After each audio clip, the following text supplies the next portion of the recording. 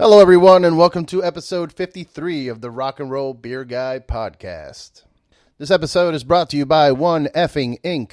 If you go to the website, the number one, EFFININK.com/EFFINRADART. That's oneeffinginc.com/effingradart. You can get yourself an official RocknRoll Beer Guy t-shirt or hoodie, customize the color of the shirt, customize the color of the ink, make it your own, and they'll ship it straight to your house, and you'll support the podcast in the process. In this episode, I talked to Ross from Rigs of Dad and Matt from OtherHalf Brewing in New York City. We talk a lot about beer. We talk about the haze craze and people lining up to pick up cans of IPA and pretty much the beer industry as a whole. We talk a little bit about music and some of our favorite bands and awful fashion trends. And they both share a little bit of news about some collaborations. It was a great time talking to both of them, and I hope you guys enjoy it. Don't forget to like, share, and subscribe. Cheers.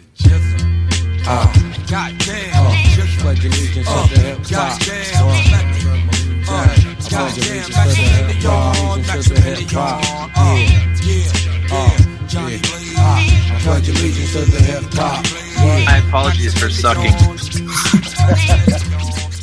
I was told that you're both hungover, so you're forgiven. That's accurate. Welcome, everyone, to the RocknRoll Beer Guy Podcast. I'm here with Ross from Rigs of Dad. Hello. And I'm here with Matt from OtherHalf Brewing. There he is. So, Ross, why don't you tell the listeners exactly what is Rigs of Dad, in case they don't know. Yeah, I'd actually like to hear Matt's take on what Rigs. Okay, yeah, Matt, what's Rigs of Dad? Rigs of Dad is fucking funny. It's like almost it's like another planet that lives in Ross's head for sure. And I don't know. I mean, I'm here. Nice. Very cool. Yeah, no, I mean it's insane. I'm not sure where it all comes from, but it's pretty genius in my opinion. Yeah, I didn't like it. It's like it started as like a total joke of like me and like a couple friends sending each other like pictures of really depressing like man caves that like, you know, like the dudes like with like Hetfield posters and all sorts of other stuff like on the wall and yeah, like just like black t-shirts tucked into black denim jeans and stuff like that. Oh, good Lord. Just like that kind of rock. And then it just turned into a thing where I started like posting all the pictures on Instagram, and then I don't know where the like idea of like captioning it. I mean, like Matt's like familiar with like the DC area suburbs as well, where like those people like exist in like Gaithersburg, Maryland, and like Montgomery Village, and like like Anne Arundel County. Yeah. It's like it's inescapable. So like I started doing like those townships and names, and then it like turned into like I think some of them were hitting too close to home for some people, like that I like knew. So I just making up names, and then it kind of turned into like something else entirely, and which is where it is right now. Which I don't even know how to really kind of fully describe it. When was the like turning point from like, hey, I'm just posting funny pictures to like, hey, I have over 10,000 people following the page? Yeah, I don't know what it was that like there are like definitely like leaps where it's like I noticed like a huge one was like for me personally, like fan wise, like when I saw like Tom Morello started following me, I was like, that's insane. Nice. I like started like commenting on stuff, and there are people that'll do like really nice like reposts, which like cause spikes. One of the biggest ones was when Alex over at Orange Amps like did a post, and Premier Guitar did a post. Like those were definitely like huge like spikes. Oh yeah, like insane. The power of the retweet or whatever you call it. The power of the retweet. Yeah. It's definitely a thing, man. I mean, that's kind of how this podcast took off. It's just, it doesn't hurt that the guests are, good friends and they're popular. So the moment they post something, that's it. Like, that's all it takes. Yeah. But yeah. And this podcast kind of it was like a joke too. I mean, the name is the cheesiest, corniest thing I could think of. The RocknRoll Beer Guy. Like, come on. And I dig it. Matt, what do you do at OtherHalf? I'm the CEO of OtherHalf. Oh shit! All right. Yeah, so I'm one of three founders, and with the least amount of talent. I got two other partners. My other partner Andrew is he's the COO. Kind of runs the show over there, and my other partner is Sam Richardson, who's our brewmaster and the guy with all the magic. So with the juice. Yep. And you guys have some very interesting like names for your beers, man. Like I've not had a lot of access to them. Usually it's like someone who traded a bunch of stuff and got a bunch of stuff from you guys or New York in general, and like broccoli and cheese or broccoli and cheddar and So where did that idea come from? Because that doesn't, like, for me, if I didn't know who you guys were, I probably wouldn't buy a beer called broccoli and cheddar. Yeah, no, and I don't blame you. We're just having fun. I mean, a lot of it is just dumb shit we're throwing around the office. A lot of them are rooted in references to weed or a lot of hip hop music references. Just trying to keep it fun and not so precious, just kind of get a laugh out of the beer, and it helps it stick out a little bit too.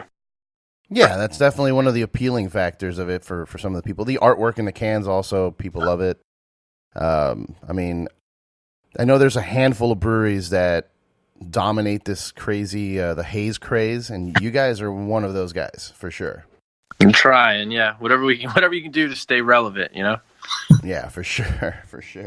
I just emailed you guys a real life Rigs of Dad situation that I had. I emailed you a picture of the business card. It's in the email chain that we have going on. Oh, dude, look at that guy. Funky white boy.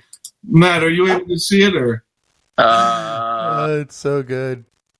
Hold on. Oh my God. So for the listeners that's it right there. The listeners that aren't seeing what's going on. So when I moved to Long Beach, I had a bunch of gear that I had brought from Florida with me, and I had this really old Line 6 like effects loop rack thing. Oh hell yeah. Yeah. And I'm like, this thing is just collecting dust and taking up space. So I put it up on Craigslist, and I ended up having to go to work, and some dude texted me like, hey, I want it. I'm coming by. And I texted my roommate. I'm like, dude, this guy's going to come by, pick up this thing, get the money, whatever. When I come home, this business card's on the counter. And the guy wanted to start a band with me. Nice. Nice. And this guy, his name is, well, I don't know if I should say his name. I feel bad. Don't be coy. Come on. What's his name? So Coy, his name is Coy, for the love of God. And he's wearing a button-up, I guess that's like a dragon. It has a koi fish, I believe. There's a Japanese face. One of those silky button-ups with like Japanese print all over it. Yeah. And he's pointing. He's pointing. He's like pointing. He's not pointing at you, but kind of at an angle, pointing at you with a very serious face. It looks like he's pointing at his mom that walked in as they were taking a photo. Like, get out! I'm taking a photo here. Well, Get that's out, the only way Mom! you can see the armpit print is when you point. So you have to constantly be pointing. Like the shirt's designed to point. Yeah. There's armpit print. Oh shit! And then his business. This is recent. This was 2 years ago. No way. I'd say 2 years ago. I got this card. There's a MySpace link on this shit. Yeah, that's crucial. I'm good. and a Yahoo email. Yeah. Yeah, he's a bass player, obviously. With a what is that? A Stratton? It's a Fender Squire. Yeah, it's a Fender Squire J bass with a nice turtle shell, silver turtle pickup, pick guard. I have been waiting for the right moment to post this picture, but I think when we post this episode up, this picture's going up to the world. Yeah. Get that guy's number out there. Yes, please call him for gigs. I've honestly considered calling him and just be like, "What's up, bro? Got your card? Let's start a band. Yeah. Let's jam, bro. I know all these sick Leonard Skinner songs. Let's go." Holy shit. Anyway, so let's see. Let's talk music. What are you guys listening to? Matt, what are you listening to? I listen to fucking everything. Depends on I don't know. Depends on the day of the week. Listen to a lot of Gregory Isaacs. Okay. And David Allan Coe and nice. Wu-Tang. So it's across the board. David Allan Coe and Wu-Tang should collab. They should. if get Ghostface on a David Allan Coe track would be amazing. Yeah. Dude, I have another funny story about David Allan Coe. So I ended up living in North Carolina for a small bit of time, out in Jacksonville, North Carolina. And if you're not familiar with Jacksonville, North Carolina, it's a military base. It's a Marine base. And I was living there with my mom and her kids, my other half siblings. But It kind of works its way in there. You can't help it. I can't help it. So my siblings and my mother were living there while her boyfriend was off in, like, I don't know, Afghanistan somewhere. And I went to the local pub one night, and they had a thing that's like, "Oh, tonight David Allan Coe's performing." So I went, and it was straight out of a movie where when I walked in, everyone in the room turned around and looked at me. I'm like, "Oh shit! I think I'm at the wrong place." I was super stoked because I saw like Dimebag's guitars on stage. I'm like, "Oh, cool! Look at that! Dime guitars." And then I realized that I was not welcome. My pigment was a bit dark for that room. He's a fucking asshole, but the music's good. To them, that wasn't a Dimebag guitar. That was literally just a Confederate flag guitar that happened to just be like a wall. Holy shit! It's so weird. I still love a lot of Pantera stuff, but it's really hard. It's hard to be a fan. Yeah, it's hard. It's so hard to to let that shit still slide. I even have a hard time with some of the Bad Brains homophobic stuff, but the Pantera stuff at this point in time is just come on. You mean when Phil ran recently had a thing where he did the white power thing? Yeah. Yeah. And he's like, "Sorry, I was drunk, guys." And you're what? Yeah. I don't sing Heil when I'm drunk, dude. He was saying it was about white wine. He was drinking Chardonnay in the dressing room, and oh yeah, that makes sense. Yeah, that definitely makes sense. I mean, was it you that posted? No, I saw it. I think I saw it on the PRP, but there's fucking Pantera branded baby strollers now. Oh, yeah. Yeah. That's cool. Kind of jumping the shark, I think I would call that. I mean, it had flames and everything. It was great. Yeah. I could picture those dads. "I'm totally getting the stroller, man." That's totally shit like that makes me think of Kiss, you know? Oh God. Like Kiss is like the like band that there's no shame in like what they'll put out merch wise, you know? For me, yeah, I fucking hate Kiss. I fucking hate that band. Yeah, I'm not a fan, dude. I mean, no disrespect to whoever likes them. I mean, I've had people on here that swear by the band, but I can't do it. I can't do it. I mean, like I like Ghost, so I can't like. Right? Yeah, it's not a matter of like, oh, they're wearing makeup. No, like Ghost is awesome. Yeah, I definitely like at one point in time owned a Slipknot record or two. You know. Okay. Yeah, I think I had the first one. I had the first sure. one. Yeah. I had the first one when was it not that one song was on there that they had to like have it pulled off like the re-release or something like that for copyright issues. Really? I don't know. I don't know what that is. I don't know what you're talking about. Yeah, I forget which song it was. It wasn't like a huge song, but yeah. The other day I realized how many awful bands I listened to for like a year back in like 99, 2000.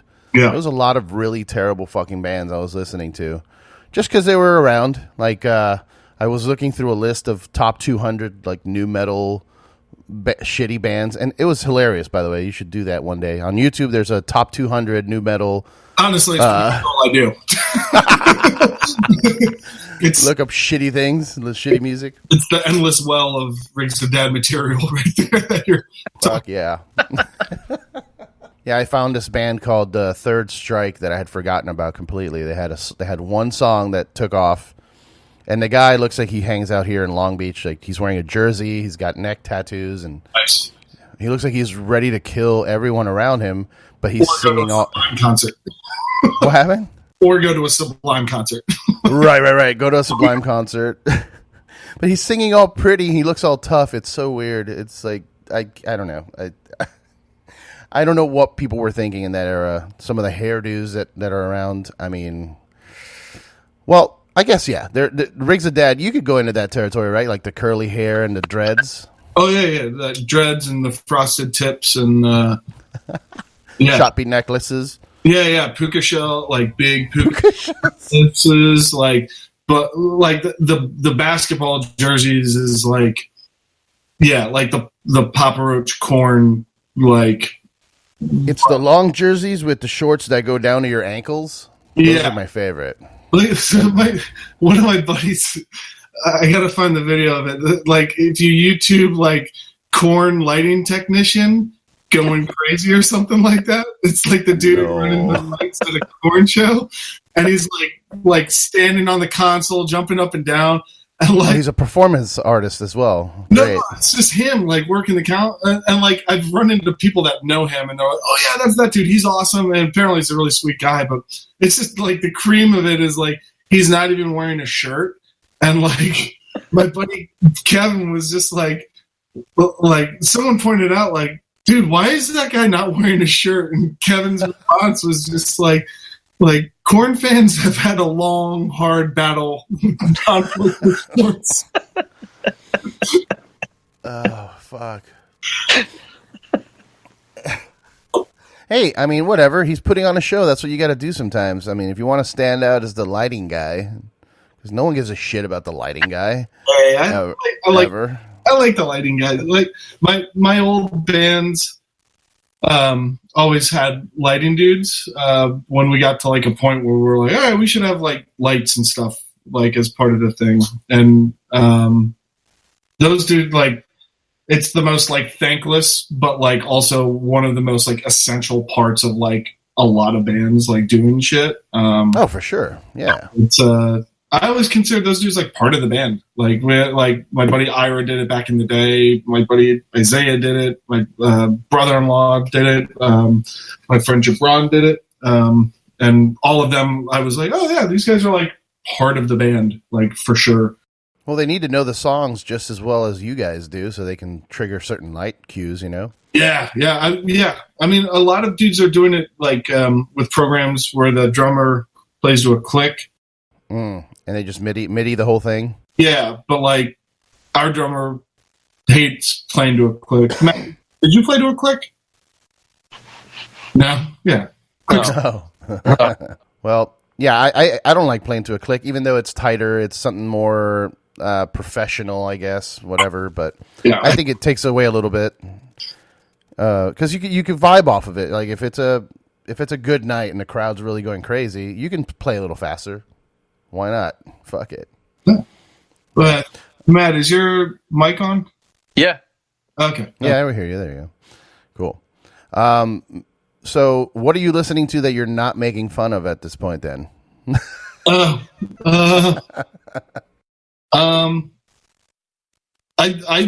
love the, like, I don't know, like my favorite records of last year, like, were like for sure like the Power Trip record is a monster. I love that. Yeah. I love oddly enough, have been listening to a lot of Horse recently. I love Horse. Horse the band? Yeah. Not Horse the band. Horse, like. Oh, Whores. Got it.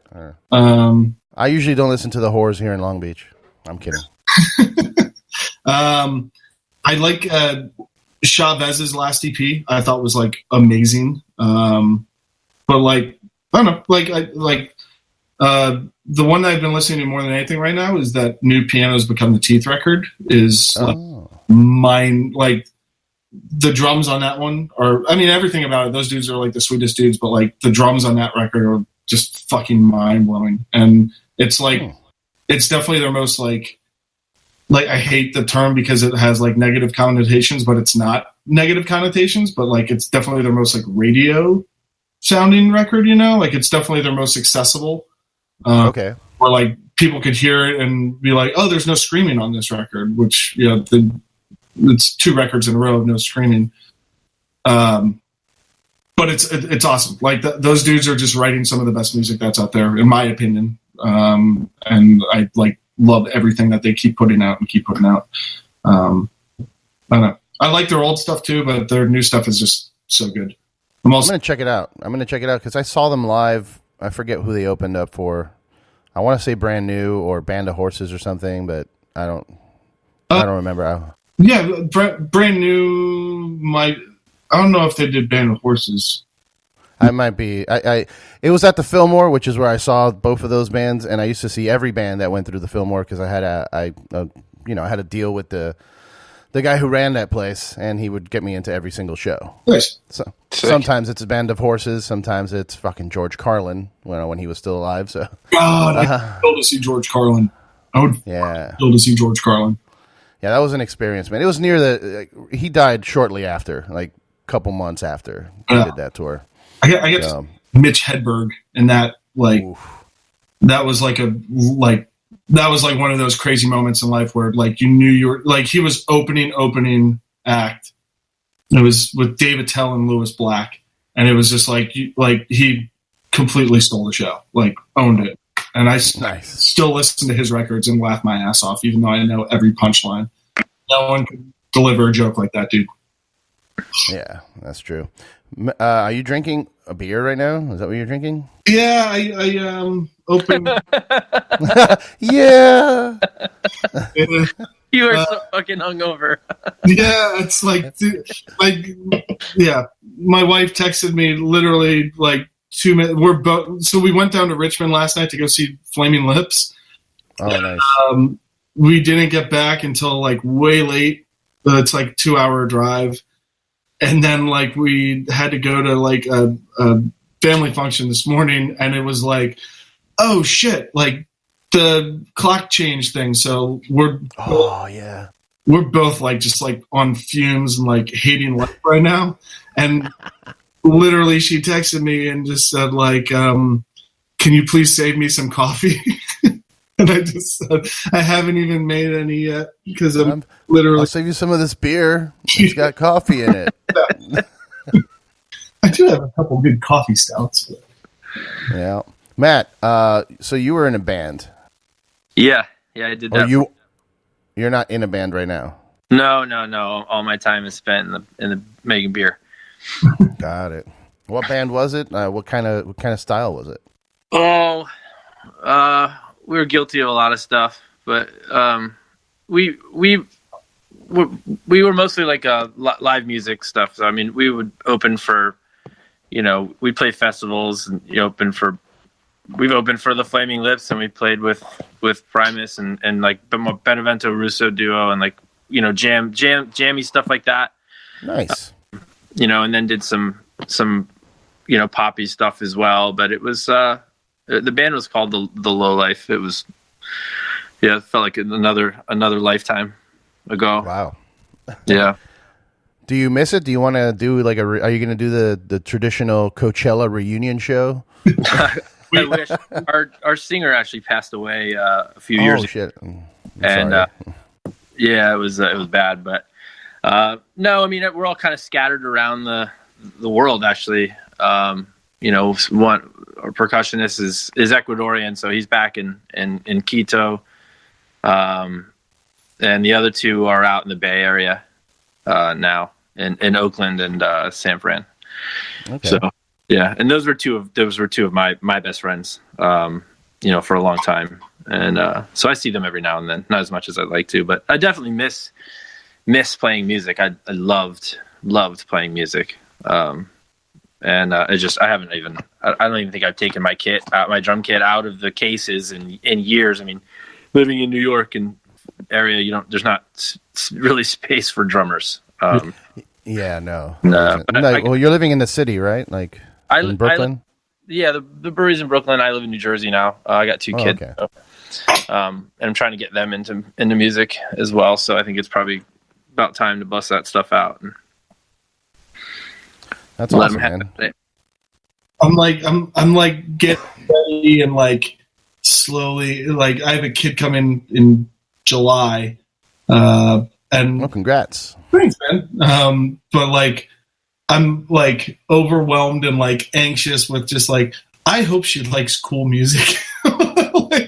like I hear like all my friends are just like, oh, like if I hear the fucking Frozen song like one more time, I'm gonna lose my goddamn mind. Oh no, you're gonna be listening to that regardless, or whatever flavor of the day it is. They come out of it. Yeah, that my kids are actually starting to request specific stuff now. Like they like the Beastie Boys. Nice. And they'll ask for it. And so, and my son was in the truck today and he leans in, he goes, "Dad, can you put on some jazz?" And I was like, "Boy, you don't even know what the fuck jazz is. We haven't listened to that yet." So yes, but I can.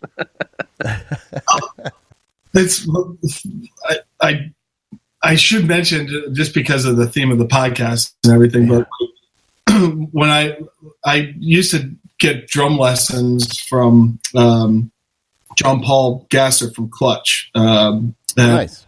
It was the most like amazing experience ever. Like, number one, I think he's like the fucking greatest drummer alive. But two, like Clutch is like my favorite fucking band, and I'll never forget. Like after we did about a year. And then after like year one, he was like, "Hey man, so like where do you want to go with this? And what are we doing lesson wise?" And I was like, "I really kind of want to get into jazz because that's like his thing." And like he's a fucking like he always wears like Elvin Jones shirts, and like Elvin Jones is like his main dude. And I know that his teacher who passed away taught a lot of my friends as well, and he was like a big jazz dude, like comes from like big band history and stuff like that. And the first jazz lesson I had, I went to his basement, was sitting at his kit, and he was like, "All right, so here's the deal, man. Jazz is like beer. There's a lot of it out there, but you don't gotta like it all." It was like the perfect like intro into like, here's how to do like, yeah, just fucking listen to what you want. Like there is a lot of really just jazz music that I can't fucking listen to, but there's a lot of it that's awesome and like speaks to me. But sure, yeah. So if Matt's kid is like, "I want to hear jazz," that is fucking awesome. Yeah, dude, that's badass. But do not. I'm telling you, man, you're gonna hear whatever it is. If it's Moana, whatever new Disney movie is out, when you have your baby, that's what you're going to listen to for a while. Just be prepared. Yeah. Be prepared. I'm cool. I think we're gonna just try and cram as much Tegan and Sarah down her throat as possible, because that's got that kind of. With music I've been listening to recently, their last record is fucking awesome. I don't care what anyone says. It's one of the raddest records ever. It's just the most bubblegum pop crazy record, but it's so awesome. That would be what I want. If my daughter listens to anything on repeat, I'm totally cool with that. totally cool with that. Yeah, man. The older I get, I realize my taste keeps expanding.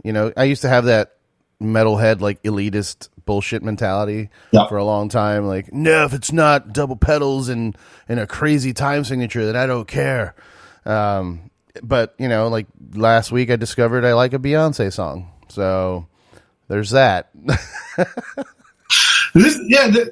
I would. The people that I love hearing that exact sort of sentiment from the most are the dudes in Death Heaven, where it's I mean, because I know those dudes, and they're all the sweetest, raddest dudes. But when they would first appear on the scene of are they black metal or what are they? And then they have these shoegazy moments where people were no, Death Heaven is hipster elitist bullshit. It's just yeah, but you're kind of a hipster elitist bullshit artist yourself by saying something that's stupid. Yep. Yeah. I've lost all feelings of guilt for stuff that I like at this point in my life. I don't care. If I'm fucking grooving to it, it's whatever. You used to feel sort of embarrassed, even if you're alone and you're God, I like that, and I'm embarrassed by it. And now I don't care. Doesn't matter. Who gives a shit? Yeah, I don't care. I mean, as long as you're not walking around handing out your business card with your MySpace link and your funky white boy, I think you'll be all right. Yeah. Yeah, I mean, I don't know. Even outside of music, I recently, in the last couple of years, have embraced the fact that I fucking love professional wrestling. I loved it as a kid, and then I had the whole growing up trying to be cool. So no, I don't watch that. That shit's fake. Now I'm 36, and you know what? I have a fucking wrestling coffee mug. Go fuck yourself. I used to love I remember specifically watching WWF when I was a kid, and everyone went to WCW and loving WCW, and then it became WWE, and then it went back to that. But I haven't kept up with it. I know it's kind of having another renaissance. A renaissance, yeah. Yeah, totally. But I know Andy from Every Time I Die is fucking good. Word. I have a couple friends that are doing the small. My wife hasn't seen it, but I talk about it all the time. The Wrestler, that movie is fucking amazing. Yeah, with Mickey Rourke. And I remember it's the director of Requiem for a Dream and The Fountain and Pi. The dude's genius. Yeah. Mother. I mean, Mother was one of my favorite movies of last year. But when I saw Wrestler in theater was it was around the time of I guess the height of my touring days, when I was playing a lot, and seeing that movie was just I think we had just finished a tour with Dillinger Escape Plan, and right when that movie came out, and it was that movie hit me in that way where it was oh my god, this is dudes that are physically taking the toll and fucking dying, literally doing what they love, because with no reward except for just the what's hitting you inside your heart and shit like that. So that kind of definitely spiked the newfound love of sorts in wrestling, but I just haven't gone down and committed to having a favorite character. Right. Well, I got back into it just kind of because my friends started watching it, and I was whatever, put it on. Who cares? I used to watch it when I was a kid, and then didn't really care about what was going on character-wise. But then I discovered the whole the indie scene, And it reminded me of like when I started with a band, like the local scene. We had these. Yeah, I have an employee who's a truck driver and works security who is a wrestler in the indie scene. And nice. He's you can look him up. He's the hipster heartthrob. I love it already. And he wears like, it looks like he's always in costume. I mean, he's always got like a leather vest on with spikes, and he's a fucking monster, and he does crazy shit. I mean, he breaks ribs all the time. He's always fucked up at work. No, that sounds like a good. But smashing each other with keg props and tackling each other on the tables full of tacks, and it's no joke, man. These guys are crazy. We're doing like a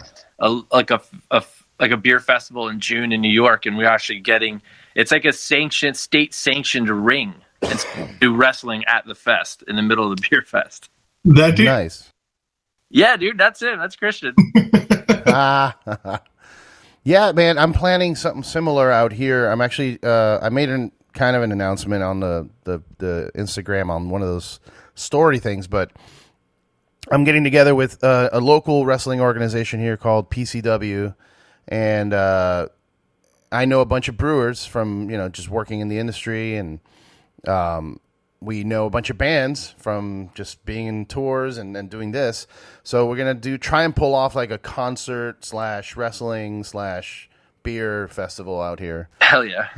And that should be fun. I mean, Andy, you mentioned Andy. Andy's coming down over here to California to do bar wrestling in April, which is a local. Nice. It's at an American Legion post, and it's maybe 500, 600 people, standing room only, like punk show style. These dudes are jumping out of the ring and landing on people, and like if you're not paying attention, you will die. You will get a kick to the face. Like somebody, last show that I went to, some dude did a flip and his legs hit the chandelier and glass shattered all over the audience. I was like, jeez. I'm like, Jesus Christ, we're going to die. And everybody's drunk because there's this old lady serving like $2 beers and $4 double cocktails. And there's totally a table like 5 feet away that's selling like bootleg DVDs of movies that are still in theaters and shit. Oh, no. I would say bootleg DVDs of wrestling, like live local shows that they film and put on fucking Blu-ray. Yeah. But no, it's fun out here for that. You know what's not fun out here? That's kind of pissing me off because I've been in the beer industry for 6+ years, and this is the moment where I've realized I think I'm done.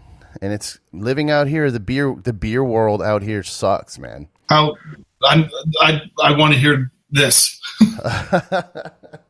No, it's too many. There's too many breweries, way too fucking many. Stop it. Just because you bought a Mr. Beer kit at American Apparel doesn't make you a goddamn brewer. Okay, fucking stop it. And if you want the good stuff, like if I wanted to go get Monkish beer, I can't fucking do it, man. They do their beer releases at 4 p.m. on Tuesday. I'm working. Yeah. I'm at work. I can't do that. And then when if I end up going, I think we lost Matt. I think he might have like another browser thing open or something. He might have a text message. Oh, that or he doesn't want to hear my beer talk. No, sorry. My son was banging on the door. Oh, no worries. I thought you were like, oh no, he's talking shit about Monkish. I'm out. No. Yeah, that's the thing though. Like that whole like line thing is, and it happens to us, and we're not trying to foster it. We're trying to make more beer so that people don't feel like they need to line up, and so a lot of it is just a byproduct of the size of the brewery. And that's really all they can do. I mean, Henry's a really good friend of mine at Monkish. Yeah. And no, I'm not blaming him at all, by the way. This is all the fans. Yeah, and I think it'll calm down. And I know you say you don't like too many breweries, but we were all one of those breweries once, that you were annoyed with and sort of just came up and made better beer. And it's I think there's a little bit of a shakeout coming soon. It's not. I don't think it's sustainable. No, it's not, dude. But it's like there's fucking restaurants everywhere. 99% of them suck. Yeah, they do. And so it's the same shit. It's just it's evolving. It's just a hard time right now, I think. Well, it's so funny. Like going back to like what I said about jazz and shit like that. It's like the parallels between like brewery beer allegiance and stuff like that and band and music allegiance is like hand in hand. Like there's so many like purists that are like, oh, Heady Topper or this, or like, oh, this beer is the best and everyone else that's doing this is trying to rip off this brewery, something like that. It's the same shit with music. Like there's always like the bands that are like, this band is fucking awesome, and everyone else that's doing anything like this, like for me, like Meshuggah is like the like, I even hate the term gent, but like the like gent dudes, and everyone else is like, oh, they're just trying to sound like Meshuggah, Yeah. But it's like, that's cool, just don't listen to it. Yeah, I mean, exactly. Like, just don't buy it. Or don't buy it. Don't drink it. Don't drink it. No, honestly, my biggest issue isn't the fact that there's a lot of breweries. That it sucks, but whatever. My issue is the fans, the hipsters are ruining it. the fact that there are dudes that is their life. Yeah, they're just all they do is, I'm going to go to every beer release, buy the maximum allocation. Actually, there's I don't know if you guys are in any beer groups on Facebook or something, but if you go to any beer groups on Facebook that have members that are from Tampa right now, the drama in Tampa right now is fantastic. What is it? Is it? Let me guess. It's a cycle. Cycle angry chair. Yeah. All really good dudes too that are just like, they're in a shit situation right now. Yeah. At the heart of it, everybody just wants to make some money so that they don't have to go out and get a real job, and so that's all it is. I mean, none of us want to work. I mean, this has turned into a whole lot of fucking work, but I mean, I got into beer because I want the party to never stop. Yeah. And even the guys that are biting styles and making the same stuff, a lot of it's trying to make this the Northeast style stuff or whatever. I mean, it gets down to the fact that they just want to keep their doors open and do something different than anybody else. And it's sort of, I think when people start treating it like it's super precious, it's a problem. We lost the Matt. Oh, there he is. Okay, we lost you for a second. Oh, sorry. Yeah, if people are going out and buying beer directly from breweries, I mean, it would still be 20 years ago. Like, you would still be drinking the same shit, and getting around these distributors is sort of like what's enabled the whole scene to evolve and explode. And because you can buy directly from the producer, who can now actually make some real money and not depend on $1 billion distribution company who controls your fate. So I mean, there's a whole bunch of sides to it, I think, that get lost. And just the annoyances of it. Does that make any sense? No, it makes sense, man. I mean, what pisses me off is, like, here's an example. You make a beer, and you sell it for whatever, $20 a 4-pack, right? Whatever, as an example, $25 a 4-pack. Someone's buying that and then selling it for $300 on the internet. And I don't have an issue with that, though. Like, just don't buy it. No, I get you, but it's like, I want to drink that beer. I can't.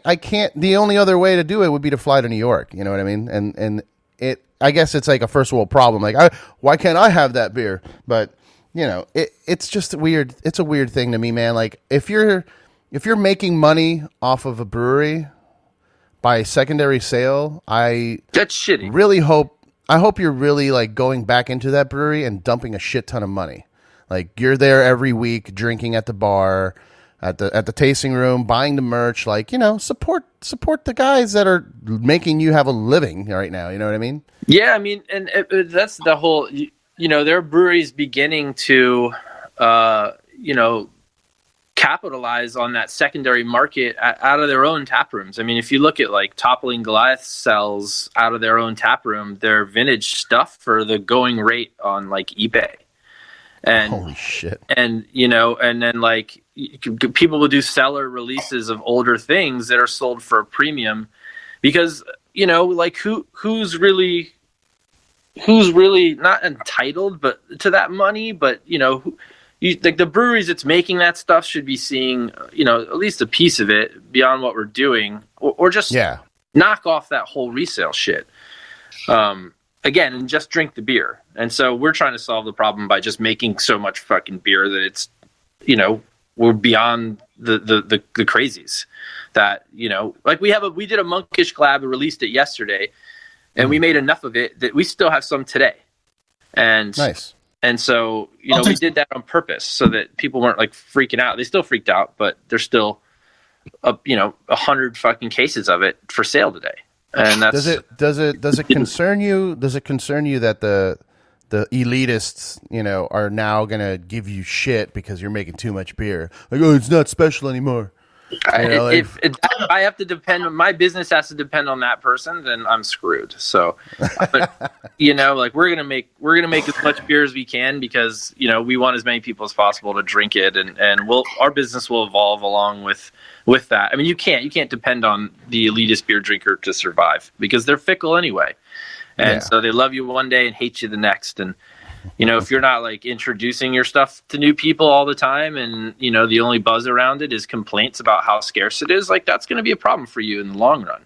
Well, it also sucks because, like for me, like when there's hype and allure behind something that's like rare and scarce, whether it's beer or music or even like a movie or anything like that, it's like I'll never forget the first time I had Pliny the Elder. And I was like, really? This is it? Like,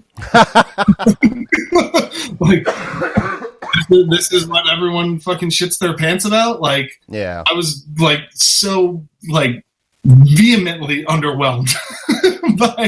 And like it's the same with like everyone like there's I'm not gonna name any bands, but there's so many bands where people are like, oh my god, like this is like the greatest fucking thing ever. I can't wait for this album to come out. This album's going to be amazing. And I hear it, I'm like,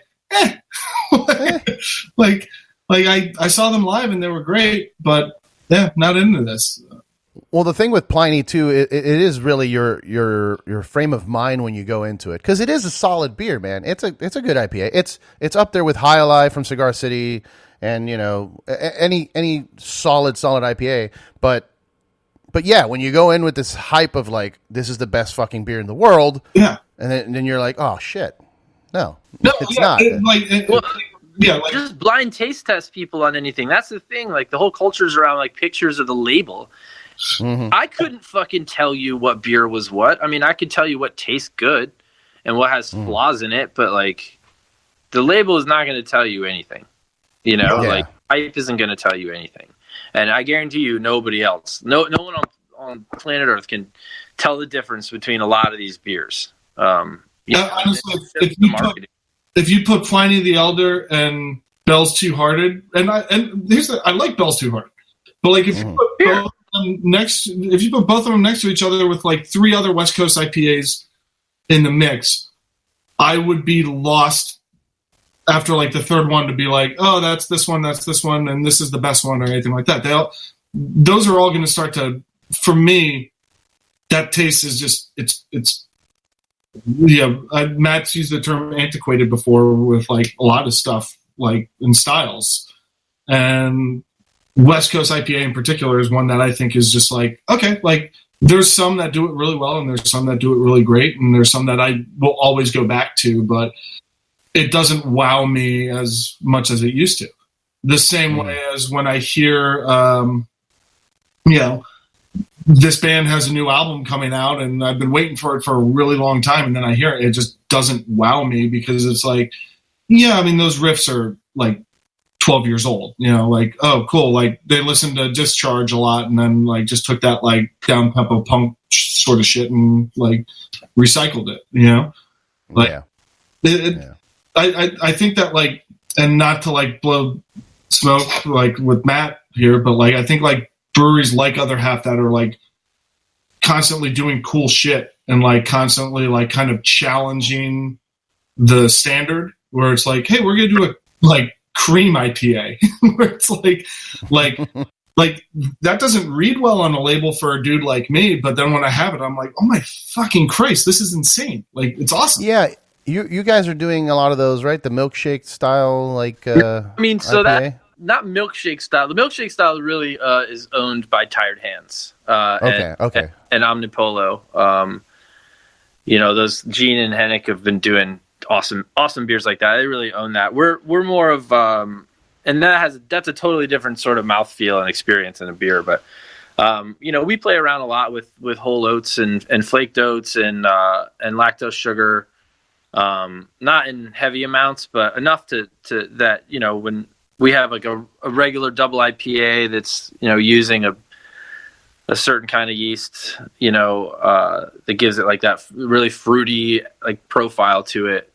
You can tell the difference of like when we put lactose into it or when we don't. And, you know, we sort of go back and forth between the two. But, you know, right now we're sort of obligated to give the consumer base what they're looking for, at least as a business. You know, it pays the bills, keeps the lights on, helps us experiment and play around with other styles too.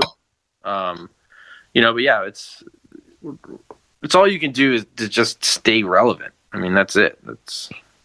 You want to keep your doors open. Yeah.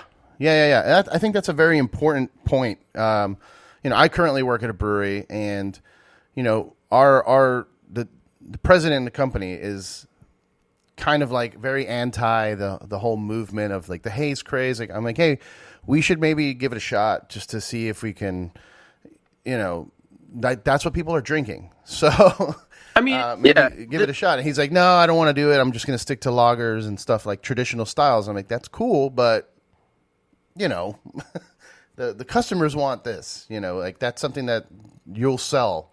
And people pay the bills. I mean, go back in time, like I'd say even 7 years, and try selling anyone on a sour. You know? Oh, yeah. Like now it's like the thing. You know? Like I mean, but look at the West Coast scene. Like IPA's crushed it out there for 20 plus years, and nobody complained about it. And now that it's evolving, like there's like this like air of animosity around it, like that it's, you know, that things are changing and people care about a different iteration of it. And it's like, you know, you don't need to be so against something that just you didn't do it, so what? You know what I mean? Like, drink it. Try it, make it. But it doesn't like define you. Yeah. And like it's like the bands that you listen to. Like you're like, I only listen to this fucking, you know, this sort of time signature and these sort of drum licks and blah, blah, blah. And like, you know, you're just like, you're too conceited to branch outside of it. And it's like, why? Yeah. Who cares? It's fucking beers. Make it, drink it, sell it, get paid, and use it to brew whatever the fuck you want to brew. But like, stop taking it so seriously. Yeah. That's like the mantra of my drummer, Jimmy, is like, I've been playing with him for over 10 years now, and I can't see myself. I'm playing bass and he's playing drums. And I can't see myself playing with another drummer, but he's like, his whole thing is just like, just do cool shit. Like, just do cool shit. And like music, and I'm assuming with Matt with brewing and like making beer, it's like, do cool shit. And if it sucks, don't fucking do it. Like, and do cool shit, have a fucking good time. Otherwise, what's the point? Exactly. Why are you going to spend your whole day worried about what other people are doing? Yeah. Like, just fucking do what you do and have a good time doing it. Knock it off. And with bands, it's the same way. Like, for me, it's like the last band I was in, like, the fact that like 10 people outside of the band, like there are 3 of us in the band, the fact that like there's maybe 10 people outside of the band that listen to it is like astounding to me.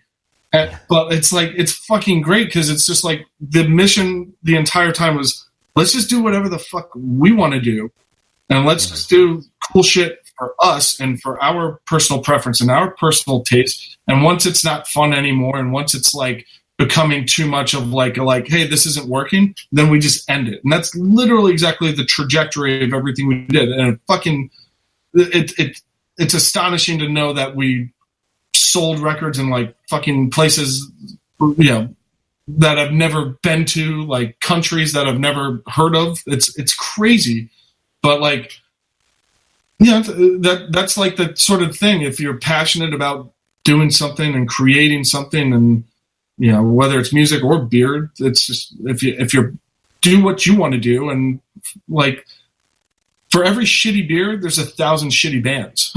You know? Just don't listen to them and don't drink them.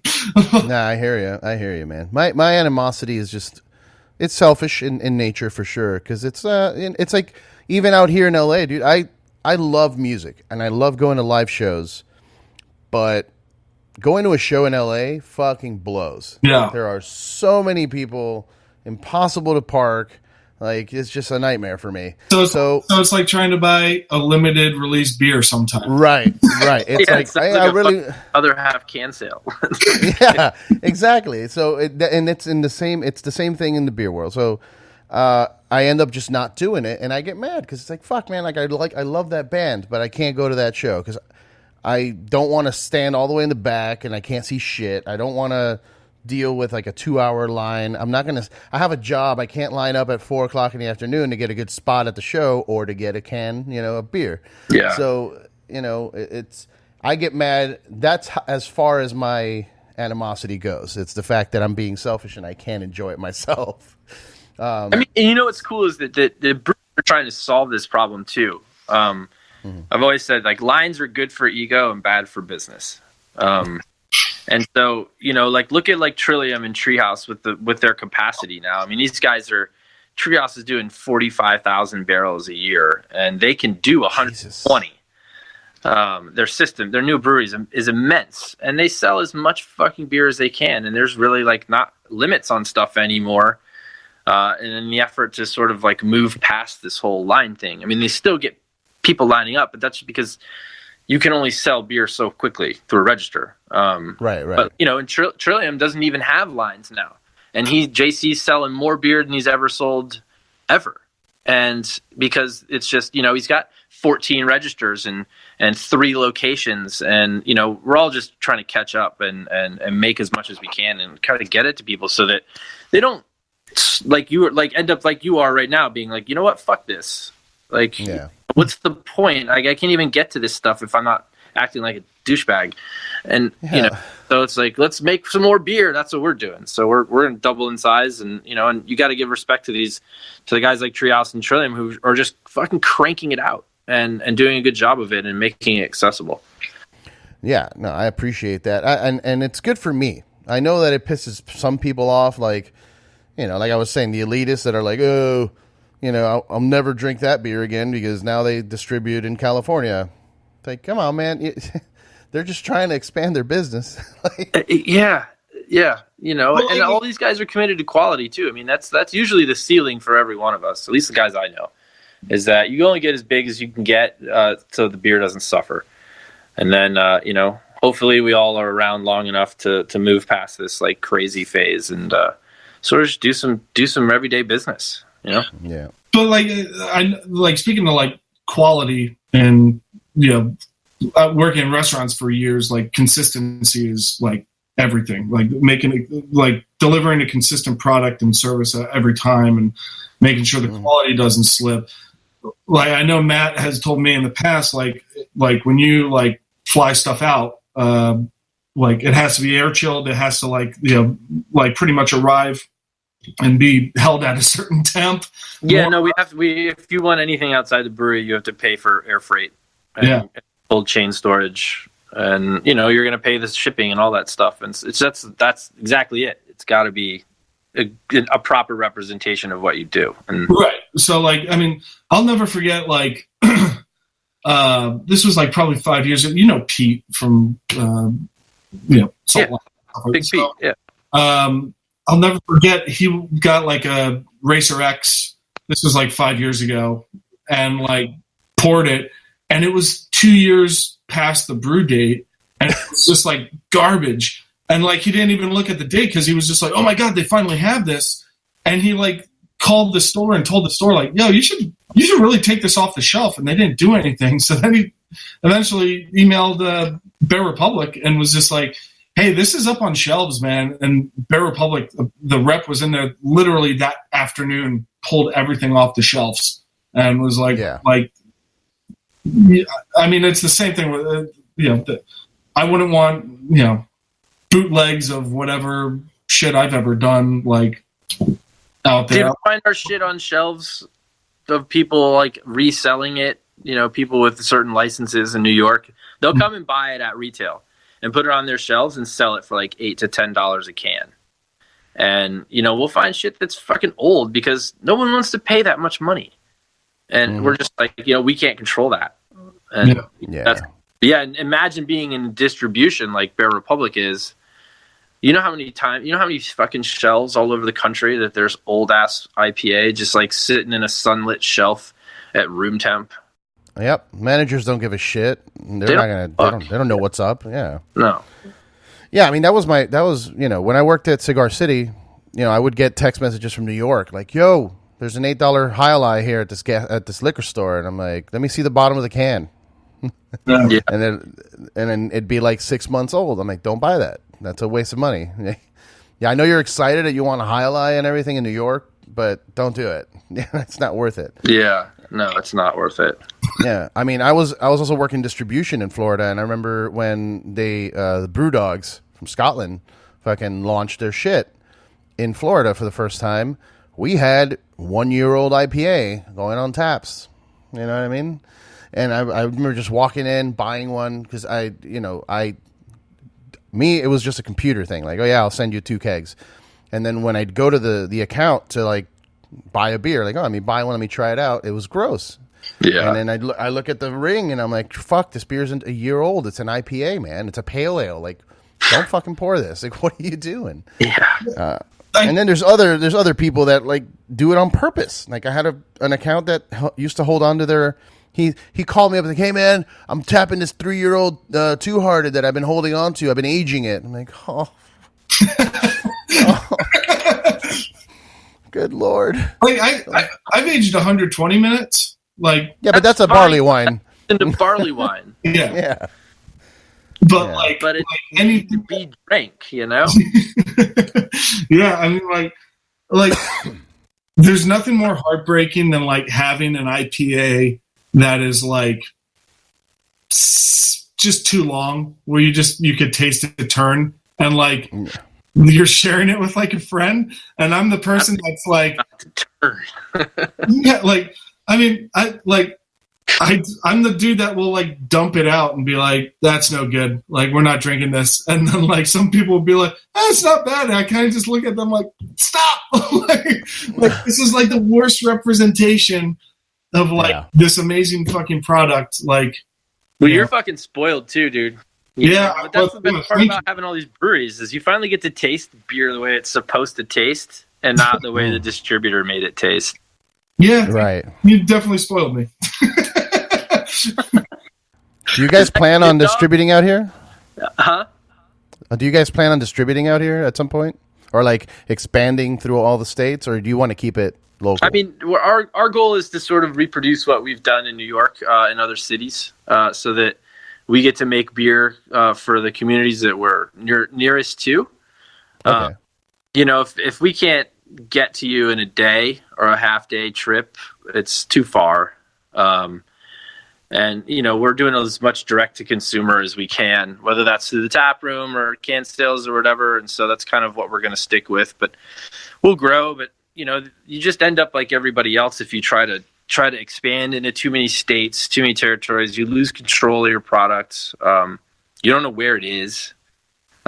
Who's talking about it? Like you just get stretched too thin, and I think that's been sort of the downfall of a lot of these huge like second tier breweries that just were overextended, and with all the local guys popping up and beer tasting better and fresher, and and style wise is evolving. You're not banking on 7 or 8 styles for your whole business. You can make whatever you want any day of the week, like that. To grow and try to become one of those, like that would be that's horrible. It's all the wrong reasons to do it. Like I think if your ambitions are just to make a good product and make some money and make a living, I think that we're all better off, the consumer and the producer, for sure. For sure, man. Yeah, I love that. I don't really know what the idea is for certain breweries. Like, there's Phantom Carriage is a local brewery for me. They're down the street, and I love their beer. They make insane sour beers. They make, really tight IPAs now because they brought in Dave from Cigar City. But when they have a release, no line, no hype, and I love that. I love that I can just walk in there and just buy a fucking beer, and it's amazing. You know what I mean? And it's a weird thing because I hype them up, or not hype them up, but I talk about them all the time because I want them to be successful. You know what I mean? I also don't want them to have to shut their doors because they're not cranking out a new hazy IPA every week. They're doing sours, which takes a long fucking time. So, yeah. I mean, that's the thing is, I think that eventually everybody's going to make, I say this all the time, I think everybody's going to make great beer eventually because you're learning. And it's going to take a while. And so the only thing that's going to separate all of these breweries is going to be like, it's going to start to be stuff like hospitality and the experience and, the depth of your portfolio and how many different things you're into and how well you do them. Because, I mean, it's not fucking rocket science. It's not hard to make good beer. That's one of the things we just don't understand why it isn't more prolific. It's just not hard. And there's a lot of bad beer out there. But hopefully that won't be the case forever.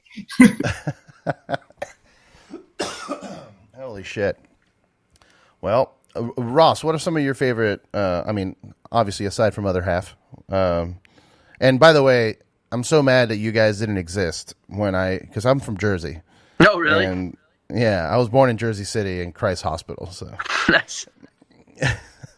So it bums me out that I left Jersey before beer showed up, and it was you guys. I know I met the dudes from Kane and Carton. Yep. Carton Brewing. Yeah. And they make great beers too. And you don't really hear much about them in the secondary world. Yeah, I mean, Kane does with their like breakfast stuff, right? Like the breakfast stout stuff that they do with their maple. Stout gets a lot of play, and Augie's doing great stuff at Carton too. I mean, he's talking about somebody who just brews what he wants to fucking make. I mean, he doesn't give a shit what anybody thinks, and that's why I love him. And he does what he wants to do, and there should be more breweries like that. Yeah, for sure. But shit, I lost what I was saying. Oh, favorite breweries. So yeah. Ross, favorite brews. Yeah, well, I mean, Matt knows that I love and adore everything OtherHalf has done. Yeah. Actually, Matt got me really hooked on Burial, which I'm like starting to see more and more up in DC, and their stuff is awesome fucking brewery. Yeah. Really, really awesome. They've done some some of my favorite beers that I've had from both OtherHalf and Burial were collaborations between OtherHalf and Burial. Nice. But like around here, like kind of like hip into what Matt was saying about like freshness and like what's available as opposed to like getting everything. Like I guess my go-to like mass distro beer would be like Ballast Point, like Sculpin. Like I've always liked it. That's like my go-to. Like if I'm at a place I know they have it. Ew, bro, that's like, what is it? Heineken? Yeah, exactly. Or Corona, whoever it is. Yeah. How dare you? How dare you? But like around here, I like the Veil a lot. Oh fuck yeah, dude. I like Answer. Oh wait, you're in Virginia. Shit, yeah, dude. Yeah, I'm in DC. Yeah. Well, let me tell you something about make sure you know about the Answer is all the talent behind that is Brandon Tolbert, who's their brewer, who's a fucking saint, and he kills it, and Matt Tarpey at the Veil is another just a fucking gem of a person. And he's, by the way, he hasn't really had a chance to release them yet, but he does all those IPAs, and all that fun stuff. But he's got a sour program. He worked at Cantillon for 6 months and still does projects with Jean Roy. Yeah, and so he's one of the huge proponents. Him and like Jeff Stuffing's at Jester King of like the Method Goose method traditional of like everything that's happening in the sour world. So keep an eye out for that. The Veil is going to have some awesome That's shit fucking in right. the next years. Well, I've already had a couple of really good like Berliners from the Veil, like the raspberry one that they do. I forget what it's called. I think like I don't want to be you. I think that's the name. A lot of their beers have the same name twice. Yep. Yeah. Well, last 2 times Matt's come down to DC, or that I've seen him in DC. Last couple times I've seen you, I've been up in New York. But last couple times you've been down in DC, like I've definitely had like broken out like my Cantillons and like the Fufuvu or the or just their goose. Like, I mean, all that shit is fucking just so good. So like I like there's stuff that I like get excited about, like that's our other half, and like I'll drink it when I get it as soon as I can. RAR is another one that's doing some cool stuff. Ocelot's doing some cool stuff. But then there is the stuff that like I'll age, and there's the stuff that I'll like kind of like I've been holding on to for almost 2 years, 3 years, stuff like that. One of the funniest, coolest like Rigs of Dad Connect that I've gotten was Will Wheaton. Oh, nice. Fucking growing up watching Stand By Me is like one thing, but like he does the Woot Stout with Stone, which is like one of my favorite stouts. And so like when I got that, and when I saw he was following me, I'd like send him a picture like, dude, this is fucking amazing. He was like, don't open it. He was like, buy like 3 more, don't open it, let them sit like in storage for like X amount of years. He's like, just wait. And then I found out he doesn't even drink anymore, so good for him. Well, yeah, the Woot Stout definitely gets better because when you buy that one fresh, it's a little boozy. Yeah. Right. It's hot, so letting it mellow out is a good idea for those. Oh. Yeah, and going back, Brandon, you were talking about Brandon Tolbert from The Answer, recently announced that he's opening up his own place. He is, yeah. Yeah, congratulations to him. He's a good dude, man. I've had the pleasure of hanging out in Richmond a couple times, thanks to Cigar City. We did a collab with Hardywood out there, and yeah, I mean, I actually have one of my own Andal juices. If you go there and talk to at The Answer. Request for Eddie's Manguito. Don't drink that. Don't drink that. Don't drink those. Don't do it. Don't drink. Don't drink that. It's basically, I told him, I'm like, look, man, I think there should be a Goza with mango and cayenne pepper and lime, because that's a snack that I like to have out here. In a plastic bag? In a plastic bag, yeah. And so he went ahead and did something with it. I mean, he sent me a growler, a crowler of it, and it was juice, basically. It is. That is what it is. It's just fruit juice mixed with other people's beer. Well, don't drink that. Oh man. But yeah, I mean that's a town that I really love going to, man, and I'm glad that Brandon's gonna have his own place, and the Veil's crushing it too. And I was in Richmond last night. Went to Triple Crossing, which is fucking great. Triple Crossing's great, yeah. But Matt also got me. He pretty much convinced me for my bachelor party. I went to Asheville, North Carolina, and that is like just heaven. Like Asheville is so fucking rad, and there's so many good beers out there, and there's so much good stuff happening in Asheville right now. Dude, that whole area down there, with all the stuff that Doug is doing at Doug and Tim at Burial, and then Todd at Fontaflora is just making unreal beers. Fontaflora is great.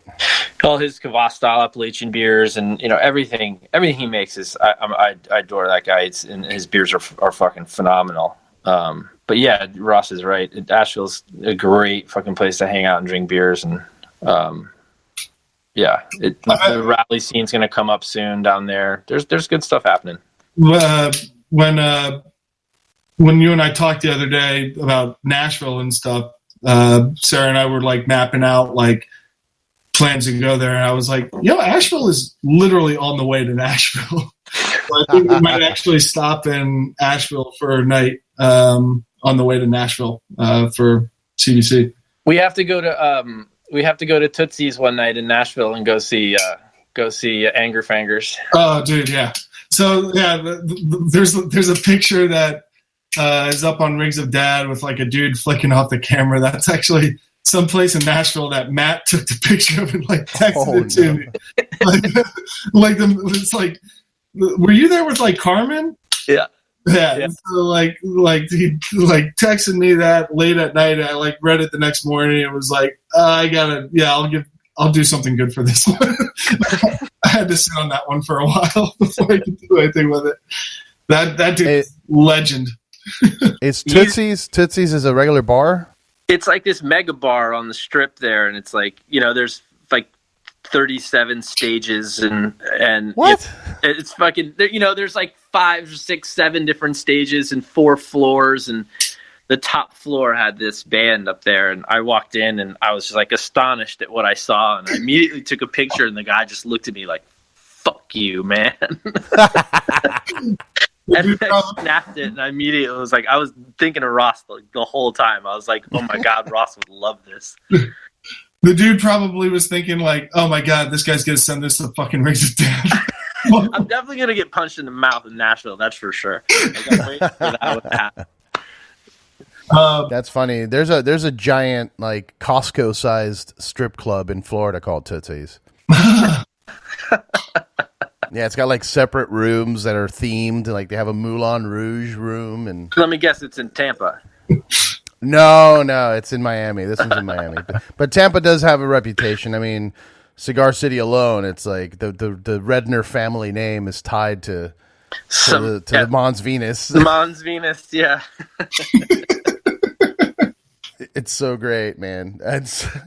I miss that. I miss working with those guys. It was definitely a family type of vibe up until like when I left, and then I heard that things kind of got a little different once they got picked up by Oscar Blues folks. But I mean, yeah, that was just a bunch. If you want to talk about a bunch of dudes just trying to wing it, like trying to figure out what's going on and just party, that's Joey and Justin. Yeah. Those dudes rule, man. What else? I'm trying to think. Oh, Matt, is there any? I mean, I guess we've already talked and covered most of the smaller breweries in your area. I mean, out here for me, like I said, Phantom Carriage, Smog City, doing great shit. Their Snugglebug raspberry beer is fucking one of my favorite raspberry lambic style beers. Yeah, you got like you down in Capitola, you got Sante Darius is out there killing it. They're a little north of me, but yeah, that's true. I still have access to them. They're around. Cellar Maker in the Bay Area in San Francisco those guys are awesome and make killer beers. Cellar Maker's fucking great. My little brother was right by them and always brings back Cellar Maker stuff. It's always awesome. Those guys are awesome. I'm trying to think Southern California. I mean, obviously Henry's doing really good stuff, and there's just I don't know. I mean, I honestly feel like I should know more than I do. Just kind of caught up and running a business, but Brewery West out here. It's written weird. It's brewery with like the O and the U and the ERIJ. The J. Yeah. But yeah, Brewery West is killing it. They're doing really good Northeast style IPAs, and Green Cheek is putting out some good stuff. Yeah, Green Cheek's doing great. I'm trying to think who else in my general area. I mean, Highland Park Brewing. Oh yeah, also for sure. does great. Yeah, those guys are awesome too. Yeah, cool. So let's see. We covered music and we covered beer. I think I'm all out of topics. When you're thinking about posting this, or this will be up on Tuesday. Oh shit! Okay. I guess you could probably edit this out if it doesn't work. Matt, when are you announcing Mellow? Oh, probably beginning of April. All right. to start edit talking. it out. Yeah. It doesn't matter. It doesn't. You can talk about it all you want. We'll put it out. I mean, we actually, funny enough, that people hunt our label approvals on the TTB and state of New York websites and post them like weeks ahead of time. Yeah. As like, look what's coming out next, and so it's people probably know it's coming, but so all right. So Matt is, being the rad dude that he is, asked. So Rigs of Dad is putting out I guess like a collaborative beer effort. Ultimately, Matt's going to do all the work, and that's going to ride your coattails all the way through the music thing. But there's so in Nashville, we have a show that's like the first ever. Like, I get asked all the time if like I do like a Rigs of Dad show, and I always say no. But Matt asked me about possibly doing like a Rigs of Dad-ish themed beer sort of thing, and we're releasing it in Nashville during Craft Brewers Convention. Nice. And that we have a show on May 2nd in Nashville with Whores, Iron Reagan, and Oh Brother. I mentioned Oh Brother to you the other day when we were talking. So those guys are great, man. They are some of like the sweetest and raddest, like most amazing musicians in the game right now. Like every one of their albums floors me, and like they're the heaviest, like just crushing band, but they're not like. They're accessible. Like, I mean, there's not a lot of screaming, like guttural vocals or anything like that. Nothing like that. And I mean, Whores, I don't know if you've seen Whores before, but they're like one of the like most crushing and awesome bands that I've ever seen. And Iron Reagan is just like, they're just gods. Yeah, I mean, all those dudes in that group, like in that whole like circle of friends, the Municipal Waste group, like Dave Whitty's fucking one of the best humans alive. Yeah. Tony's a badass. They're all great dudes, Ryan and Nick and all them. But can I make a suggestion for the Rigs of Dad show? Sure.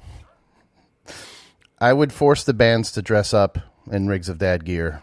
I literally texted Matt the other day where I was like, hey, should I reach out to like Marshall or Orange and see if they'll the backline, yeah. Backline it with fridges, and we man, put like mini fridges all over the stage filled with cans,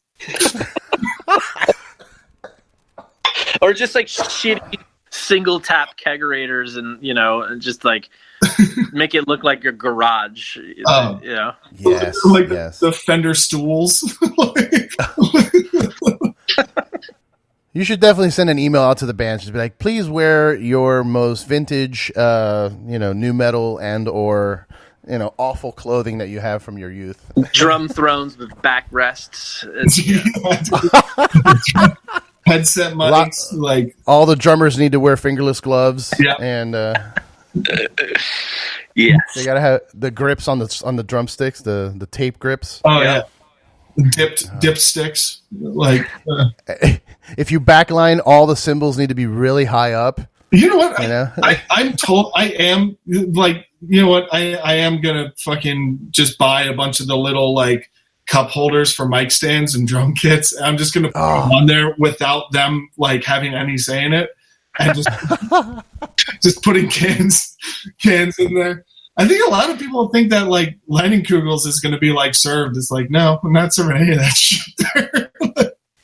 What? No lemon summer shandy, bro? No. That's the next beer, Ross. We got to do. Just Cougs. Yeah, the Cougs. Oh my god! All right, well let's see. Let's plug you guys in. So Ross, if anyone's listening to this and you don't know what Rigs of Dad is, you're definitely failing at life. So please follow at Rigs of Dad, and Instagram is where I'm following. Do you have any other like major Twitter? Sometimes I'll put stupid like thoughts on Twitter. Facebook. It's usually everything's just forwarded, but like every once in a while you could do stuff on Twitter like a poll, or you could do like on Facebook, like I'll put that I'm like vaping while watching, like super fucking movie. Oh my god, we should do branded vapes.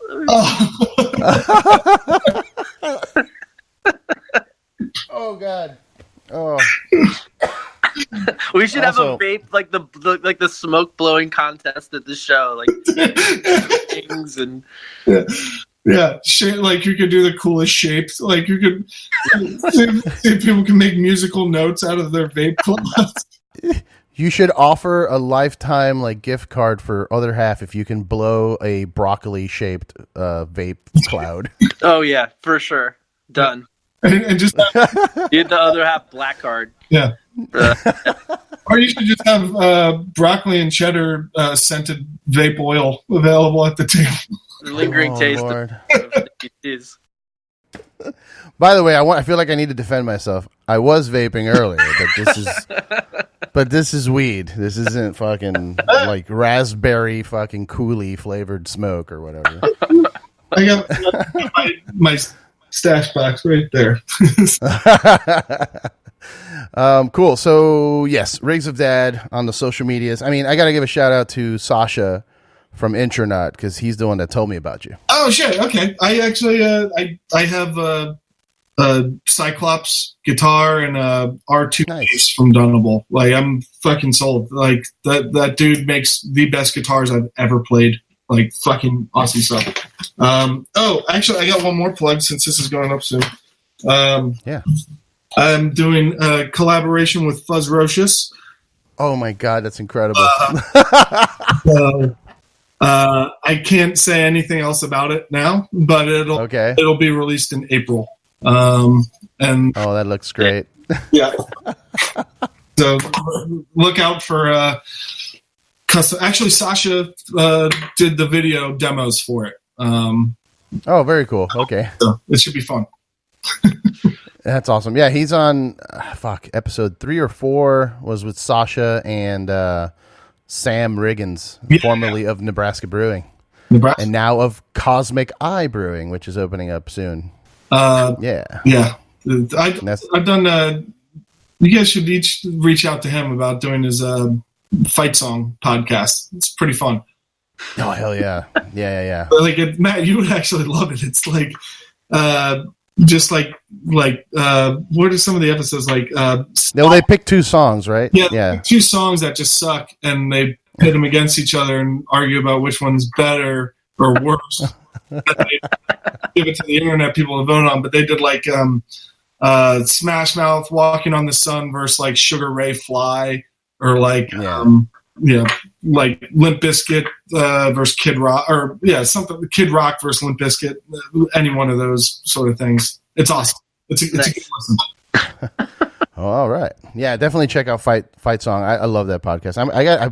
I didn't know he had guests. I got to hit him up. I want to do an episode. I have a couple songs in mind. And then Matt, I mean, OtherHalf Brewing.